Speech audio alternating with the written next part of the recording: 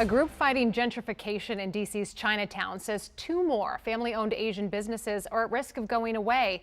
A longtime restaurant and salon on H Street recently got vacate notices. Yeah, so the goal is to make way for a 9-story boutique hotel. Our Matthew Torres joins us live in Chinatown. Matthew, you're learning about some new demands and what this building owner has to say.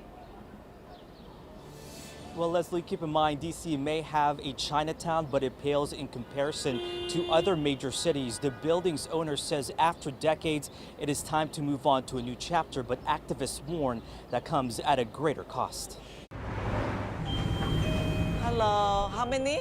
There's much to reflect on the last 6 years for Fang Liu. How is the food eating okay? She's in charge of Fulki Restaurant in D.C.'s Chinatown, one of several owners since the restaurant first opened 40 years ago.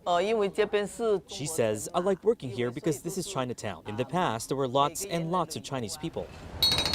But Chinatown is now a frame of what used to be decades ago. The landscape has changed throughout the years as more commercial businesses and big development move in.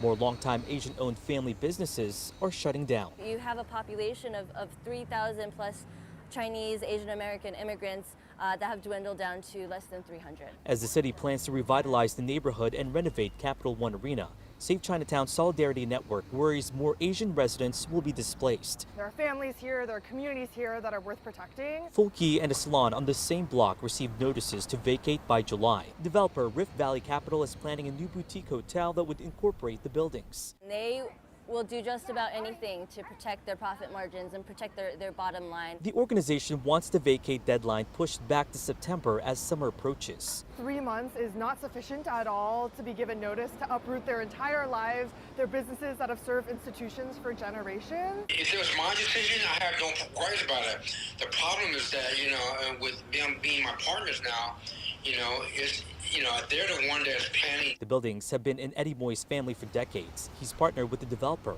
Moy says the business owners were well aware that this time would eventually come, ever since the family decided to sell, even before the pandemic. I've been doing this for, all my life, and I just want to move on. Moy says the time to vacate comes as they're now in the process of getting permits and working with contractors. We don't want to wait. Contractors be waiting in line while people were vacating. They will always deny the existence of wiggle room. For Liu, she says if there was an option to stay, she would. Okay, thank you.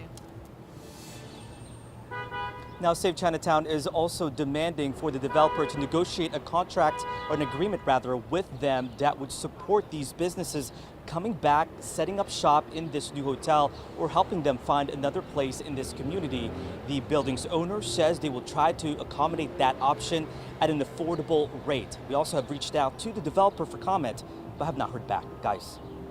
It's a community worth saving and a community worth making sure that they have a presence in. We'll be watching this story, Matthew. Thank you.